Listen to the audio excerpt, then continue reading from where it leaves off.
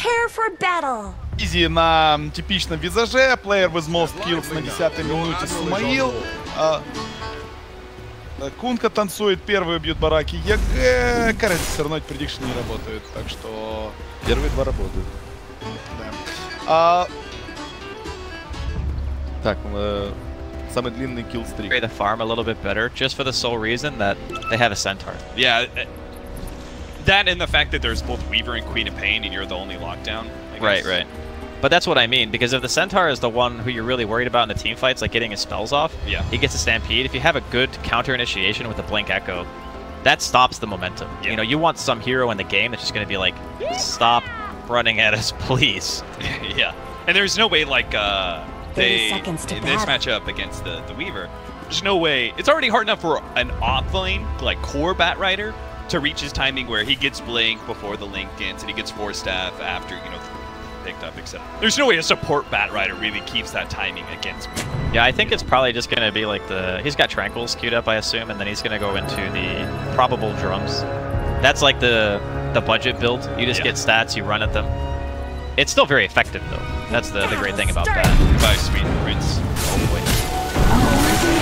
Got Sticky Napalm, too, which I'm pretty sure you'd be totally useless if you went Fire. It also means no escape. So First Blood goes to iG.V. They start off with an aggro tri-lane of sorts. The two supports behind a killer off. I really like it when teams do this. They put the two supports behind heroes like Centaur or Earthshaker, maybe Legion Commander, because honestly, it's why not? You know, these sort of heroes, they're fighting off-laners anyway. Why don't you just go aggro tri-lane into them? Especially since you know you have, like, a pretty decent 1v1. Yeah, I totally am on the same page. I think that the Universe versus Paparazzi 1v1 is most likely going to be the one that you really want to watch. I think that the mid matchup is going to be favored for EG regardless, because Lena's just that strong of a laner. Even with the level 1 Dragon Slave nerf, the hero just dominates most of the matchups. So I'm curious to see how well the Weaver is able to deal with these trees. This is the ultimate suffering of the 1v1 against Nature's Prophets when you can't buy a stout shield and you're not a melee hero. Yeah, Blitz was teaching me about this matchup. Did a little 1v1. Boy, it's just so hard, right? The Lina just pushed out the wave over and over again, and you're just Queen of Pain, not really getting any space to a lot of times just because Lina just Megan Slay or something. Yeah, you need a gank. You need someone to rotate to your lane, help you out a little bit. That's what Dogfights is trying to do, but Zai's here as well. Universe doing a really good job putting the pressure onto Paparazzi in these first couple of levels. It's not going to be till level 5 where Weaver feels a lot more comfortable against Universe with the very low cooldown of Shikuchi. So in the meantime, Universe is just throwing trees at him and trying to get all of that extra region that he bought in, because he did go double tangos, knowing this is going to be a very harassment-focused matchup. It's just trying to chip away at all that. I think that this is going to be the hardest part of the game for iG.V. It's just like straight up laning. Like, sure, the top lane, they started out with that tri-lane. It's already been dismantled. So Angelai is up here all on his own against the Visage. Looks like middle as well. Zai could be going down here. Zai's got the boots, but he's not going to be able to make it out. Cicada, the double damage, is actually going to come back. So Sumail may be in trouble here. Sumail doesn't actually have his nuke, so he's going to turn and fight Dogfight as well. Might be able to get this kill. And Cicada comes in, will manage to finish things off. Almost dies in the process. Zai, he's going to get there with a Fisher, and he got him. So they actually turned that.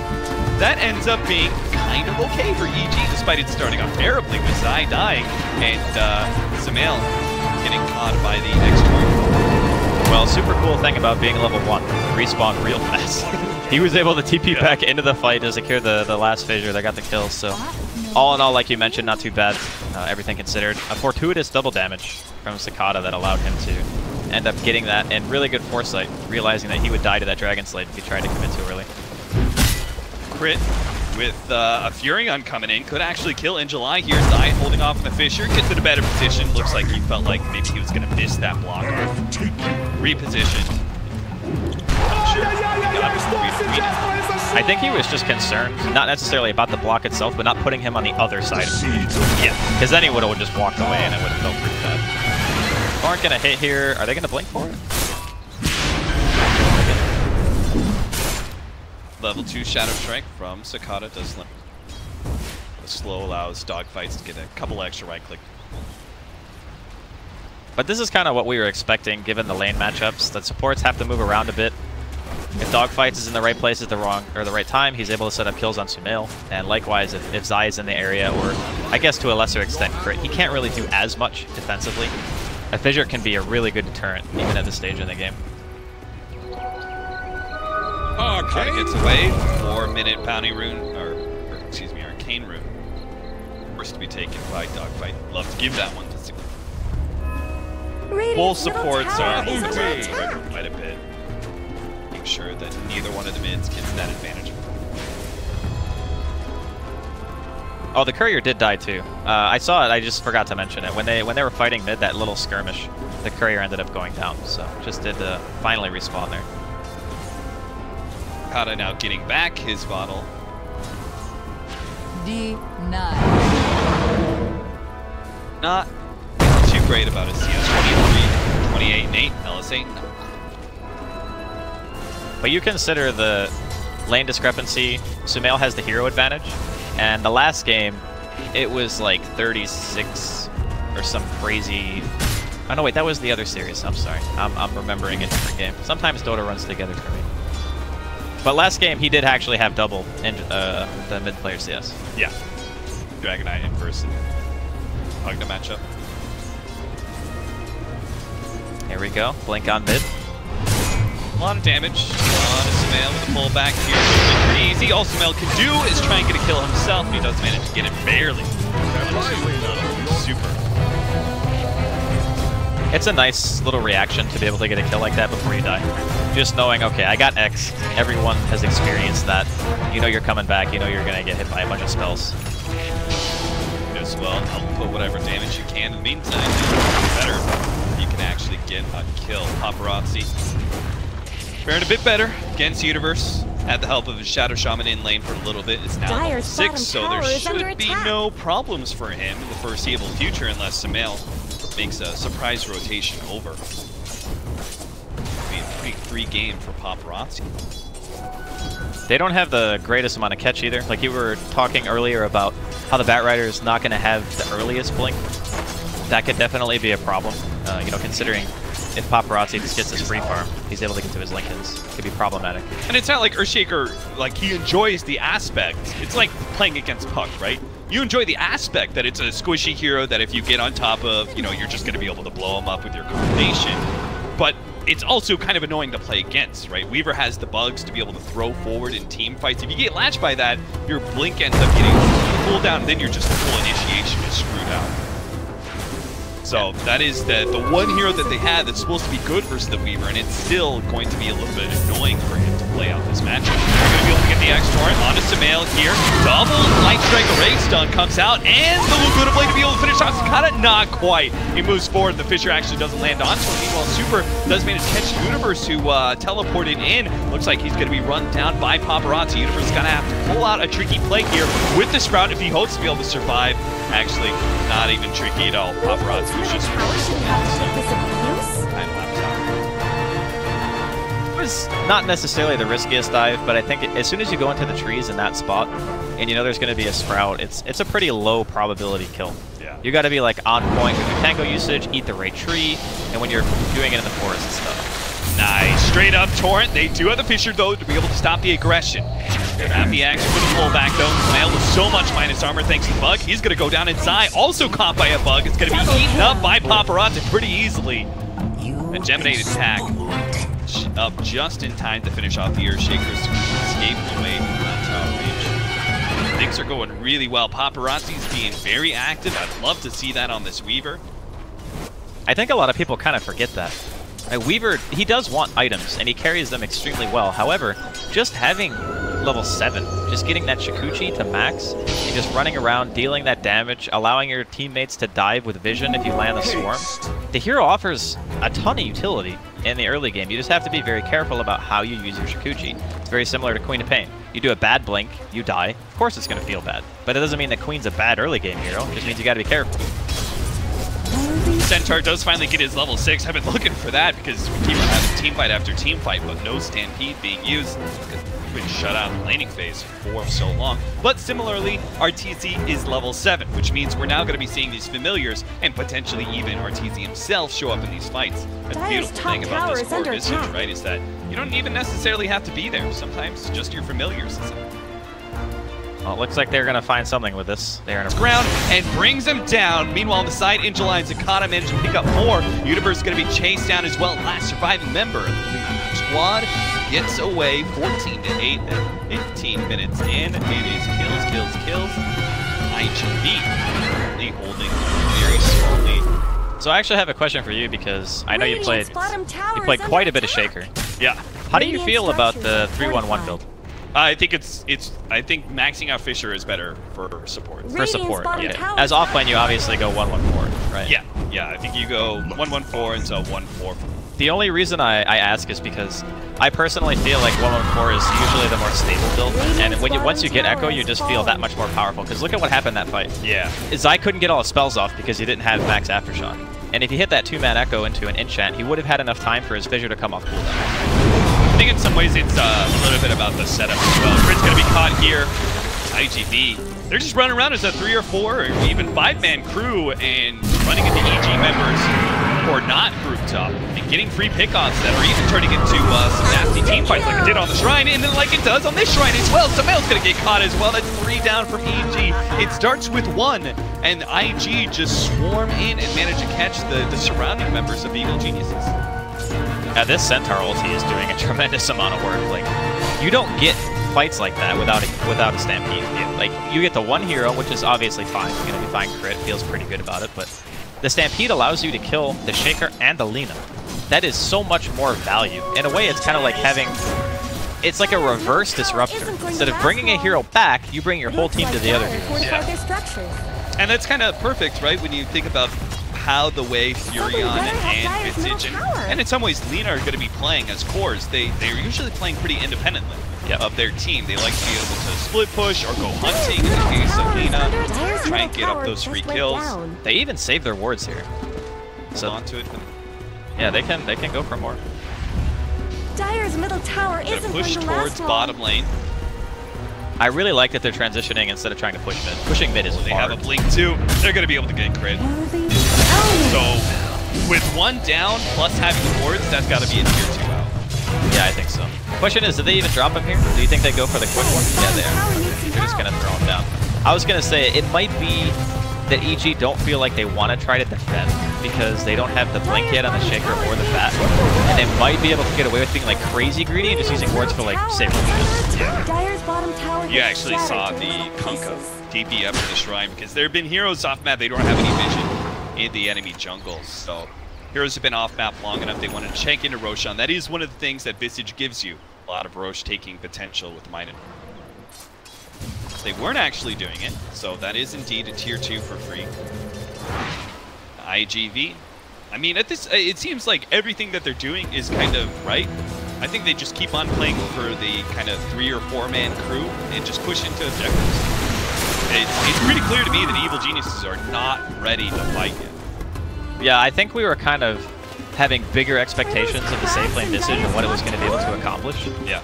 But this time around, it's a lot harder for EG to kind of run that semi-perfect one that we saw as bottom lane. We're going to see Zai drop again. Stampede to disengage this time. Just Angela and Super are enough to get that kill. I mean, they desperately need supports that initiate for them, right? We talked about the lack of lockdown and stuff, and this was kind of the small hesitance that I had about the core Visage, that you're going to have a very awkward support that won't give you much at 15 minutes. What does a Bat Rider and Earthshaker do without their blink daggers 15? But on the flip side, you could also say that once that timing hits, you just have to hope that it's enough, right? True. Like you have to hope, okay, we got the double blink. They're going to get him at roughly the same time. I think Zai will get his first. And then Crit, you know, he's only, what, 600-ish away right now. That's not a ton of gold, and at this point, iG.V have accrued around a 4K net worth lead, which is by no means insurmountable. It just feels like iG.V, more than the gold advantage, they have the map advantage. Like, they are the ones feeling comfortable and pushing these side lanes, being in the aggressive positions, taking all the farm, being more efficient. And they're about to pick up the Lincolns on the Weaver. which means... There's already one on the Queen, too. Cicada's got one as well. So those two cores don't have to worry about the Bat Rider hardly at all. I guess Wrath of Nature could probably... Do you want to play Yeah, that? you could do that. Yeah, you could definitely do that. Kind of require Warriors of the wood. Set up Smoke on smoke for smoke. We've got iG.V trying to set up, getting some aggressive wards to lay down for a push at top lane. While Evil Geniuses a little bit more defensive on their side. We're hoping to be able to shout their fresh Blink Dagger on the Earthshaker and catch iG.V's eyes. But both their smokes kind of get ruined. Dire's top tower I is think under it's still... I would probably still give iG.V the advantage just because they were the ones who got the effective vision down beforehand. Here we go. Two-man stomp. That's a great way to start things off, especially with his horn follow-up as well as the boat. Arteezy's just been locked down for so long. Zai comes in. He managed to get the Echo Slam. It's decent, but is it good enough? Because it looks like these heroes are just going to be able to survive. And Arteezy does end up going down to the last nuke from Cicada as he blinks in, finishes him off. LSA onto Paparazzi. Maybe they can finish him. Oh, Fisher, just not enough lockdown. It's not looking like it. Zai guys come in, finish him off, but he has the turnaround from iG.V. Now they're going to punish even more with some male dying. Universe is going to drop, and that's a team wipe, ladies and gentlemen. iG.V 24-8. Looking like they want to put an end to this game too. Not quite as fast as Evil Geniuses did in game one, and they want to match some of this pace in the Super. They got the words still, man. It is crazy to me that that Super can be in that team fight and say to himself, I don't need the words. Yeah. I don't need the words. And like that whole time, his team's like tower diving, they're behind enemy lines, still not dropping the words. Saves him for the ultimate efficiency, just getting the chip damage on the tier 3, even if they don't get it. This is a lot of damage. A lot of damage that EG cannot afford. He's protecting the wards with his own body. Like he's just saying, I'm gonna wait for the creep wave, then I'll de-aggro the tower. I don't want the wards to get hit. They finally pop the cliff, and they're gonna start attacking the wards with Arteezy, but it's gonna be close. If they lose this tier 3, remember you're talking about like how they just feel better about the map, the control they have. It's gonna get worse. It's gonna get so much worse if these shrines actually get taken away. Oh, 10 HP. No one accidentally. Yeah, it actually feels so bad though to have your tier 3 tower at that low health. Yeah. Because you know iG.V just want to come back. Yeah, and they've got the mobile heroes to be able to do it too. They don't care about backdoor protection because it's literally just one shot. One shot from the Weaver or the Queen of Pain will finish off that tier 3, so. It's another one of those fights too where I want to say Zai hit like a 4-man Echo. Yeah, 3-man. 3 or 4-man, yeah. It was a really nice one, and unfortunately still only 2 Aftershock. Yeah. I think you want 3 for it to feel really comfortable. Yeah, that's when you get the chain stone. Yeah, that's... I mean, I'm not saying it's a skill build, I think that's the big problem. It's just, you want so much more on the Earthshaker at this stage in the game. It's why we don't see it in the support capacity as much. Yeah. But it's also kind of, I think, lending credence to the idea of your other lanes kind of went not so great. Like mid lane got punished pretty hard. We said we don't see Sumail lose his lane very much, and I wouldn't say he lost the 1v1, but he got ganked a lot, right? And he's been found all over the map, getting picked off, and it just puts more pressure on those initiation type heroes when your cores are doing much like last game. Oh, Sumail. Jesus. They still have to stampede too, so he's going to try and slow him down. Fortunately, there's a haste room in Sumail's bottle. There's the Echo Slam on to 3-4. Now the Fisher will follow up. That's on all 5. Zai. He just owned this fight. They just need the damage follow-up. They're going to be able to bring down Cicada at the bare minimum. Paparazzi was able to kill Sumail in return. So even with such a beautiful setup by Zai, iG.V was far enough ahead to somewhat recover that fight and get at least 1 core kill. That Echo. My god. I mean, I think that was a 5-man Fisher follow-up, too. Yeah, he did 2,400 damage with 3 spells. Whew. That was crazy. Yeah, very well done there from Zai to be able to get in that position. And even with fights like that, they're still losing a couple of people. That I think the big problem is just going to continue to be Paparazzi. We said it during the early stages, you know, there's not really a ton to deal with him. I think that at this point, they really wanted their other cores to have more items. Sumail is still going back towards the Bloodstone. It looks like they want to try to play it for like this ultra late game phase. They haven't lost their Raxes yet, but they did end up losing the top shrine. The tier 3 is obviously gone too. And here come the wards, going to be used for Roshan here. Do they give it to Paparazzi? I think they give it to the Queen. I don't know if they can kill the Weaver. I think they give it to the Queen. Although I think you're guess right, Weaver's still up the Weaver has the big streak though, because the Queen just died. So if they get like an EG high ground defense, then maybe Weaver's better for hitting the tier 3 too. yeah, Weaver has the streak. I think that's probably the biggest, because he probably gives away like 1,000 gold if he dies. It's a lot of money. 26 to 11. Upwards of 10k, maybe 11k experience lead. iG.V right now. Dyer's He's middle tower just isn't had going to an last okay long. team fight that brought a little back. But they're going to need Not much good so much happening to more Radiant's than bottom tower. one really Somebody strong better help Dyer's initiation. middle tower. They need a lot of split pushing here just to draw this game out, because I don't care how good Dyer's the middle Fisher tower is. isn't going to 5-man last Fisher long. still allowed iG.V to Dyer's kill middle someone. He tower could. I don't think he could have gotten a better set of spells than that. No. Like it's not. Every time Zai's gotten an Echo, it's been good. It just feels lackluster because, you know, he went the 4-1-1.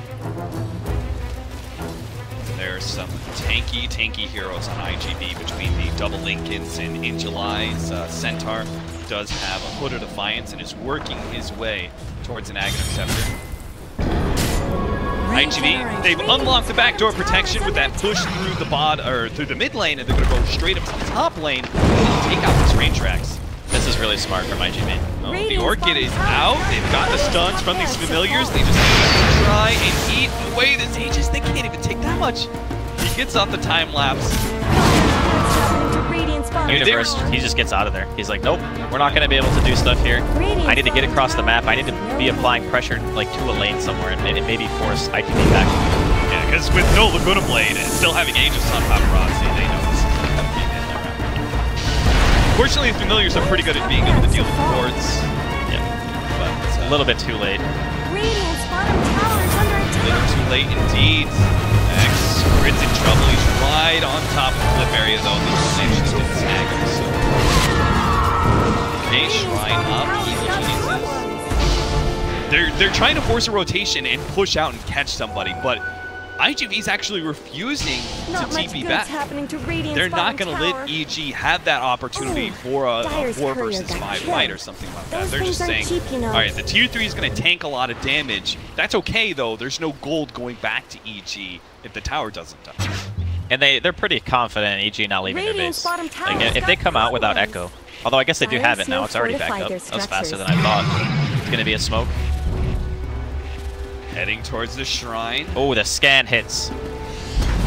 Crit not able to get the lasso off in time. Now he's going to be comboed up by In July. He's brought down. Artee's going to be up next. Orchid already placed onto him. Sakata keeping his distance as best he can. Goes to the first damage Sonic Wave as the Gravekeeper's cloak is all out. Samael died on the right-hand side. And it's only going to be Zai gets away from that team fight. Universe is always trying to put some pressure on the other side of the map, but he's trying to push through super creeps. That's just not going to be fast enough. It looks like iG.V should be able just to go high ground once again. Don't have a creep wave. Not so safe. Yeah, Zai was cutting. He fissure blocked the mid lane. So he's going to buy a little bit of time for escape at the very least. Top was pushed out by Universe, so it's kind of like a combination play. One person blocks one lane, Universe pushes another. He's already back bottom. He will have TP in about 3 seconds. They need the whole team to defend this, though. I think that fissure play might have bought them enough time for Sumail to actually revive. His backdoor is still going to be up for another couple seconds. Okay, there we go. Now it's down. Wards out. Radiant's bottom tower is under attack. He's going to resummon his familiars. It sucks. He's not going to have that second round of familiars, which is where Visage is really trending in team fights. You can just refresh it out. They're missing a lot of power because of that. The other thing is, if you don't kill the wards, it's super hard, right? Universe is actually getting chip damage on the melee in the bottom lane. These trees still do a pretty good amount of damage. They are going to end up being back. So Zai delays the game. He gets his team a little bit of recovery time so they can respawn, and eventually they do push out iG.V. But again, they lose another tier 3. This time it's a trade, though. Obviously, the EG taking the tier 3 means a little bit more since they can now hit shrines, so I'm not sure when they're ever going to. Maybe the familiars can do a flyby somewhere and chip away at a shrine, but it just seems like they're never really going to be, as a team, forcing their way onto the Radiant side. That is actually, I'm glad you brought that up, the whole idea of doing the bird flyby. Bottom's exposed, right? So if they ever get a creep wave to the base, they could fit, oh nice, playing from Zai, still probably dead though. Still caught by the X, hit by the Torrents. Killing spree. He's only dead for 30. But this is a stage in the game, I think, where if you, oh god, if he does dead to the birds, oh my god, he might just be dead to the birds. Bird drop 1, 2, 3, not quite enough. RTZ while they're dying. Familiars are going to have to go on without their owner. Worth it, 100 gold. I'm in your debt. Certainly, especially now with iG.V. Even if RTZ does buy back here, have another set of birds for 20 seconds. Drops some birds just in time. Injuly actually flinks into a bit of a death trap here. Crit finds initiation on Dogfight, but an Orchid, oh, there goes the ultimate from Zai, locking down 2 with a Fissure onto 3, but it's still not enough. With Orchid on Sumail, they had no real follow-up magic damage. Crit moves forward, trying to keep on top of these heroes while RTZ's Familiars is tearing apart these heroes. He resummons, goes for Cicada, but the blink is back up, and RTZ has to deal with Paparazzi, who gets an Orchid, but not before the Shikuchi, so he's able to run himself a decent distance away from the Familiars. Does get locked down, but there's no damage. They don't even see him. Universe, he goes to the Sprout, TP out, but Injuly's there to be able to hit the stuns. And with the Familiars without an owner, they are savage. That magic damage. EG call it. 1-1 is the end result. I'm pretty happy with the way the series went, to be honest, because I think it was, after watching the first game, it would have been unfortunate if iG.V didn't get to show what they were capable of. Yes. You know what I mean? A lot of people tuning in, you know, maybe it's your first time watching Dota and you watch the first game and EG just kind of steamroll. And you go, wow, that other team must not be very good. But that's not true. That's not true at all. No, it's not. There's like, this year especially at TI7, there are the most amount of teams who could place top 3, I think, at any TI ever. I agree. Completely agreed. If you watch a game and you see it's one-sided, make sure